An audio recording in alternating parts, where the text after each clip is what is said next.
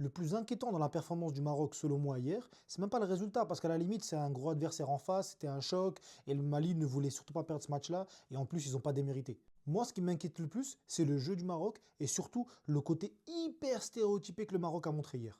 Hier, le Maroc, c'était prends la balle, donne-la à Brahim, et Brahim va faire le taf. D'ailleurs, c'est lui en plus qui obtient le penalty, et le gros des actions, notamment au premier mi-temps, c'est lui.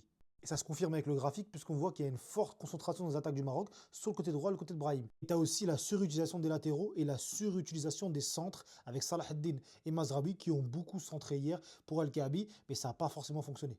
Regragui aurait dû comprendre au fil du match que ça ne marchait pas, puisqu'au niveau des stats, on voit bien que le Maroc est à 45%, pendant que le Mali est à 55% des duels aériens. El Kaabi ne pouvait pas gagner face à deux défenseurs bien Golgoth. Ce qui n'a pas aidé, c'est surtout qu'au milieu de terrain, Sangaré et Doumbia, on lavait les milieux de terrain marocains. El Ainaoui, je ne l'ai pas reconnu.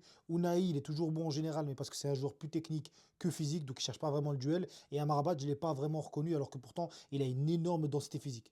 Et ça, faudra corriger parce que tu te rends compte au fur et à mesure que les chocs passent, que les équipes ont une grosse densité physique, j'en parlais justement pour l'Algérie, et surtout qu'il va falloir varier le jeu. Parce que le Mali, c'est peut-être un des plus faibles, on va dire, gros de cette année.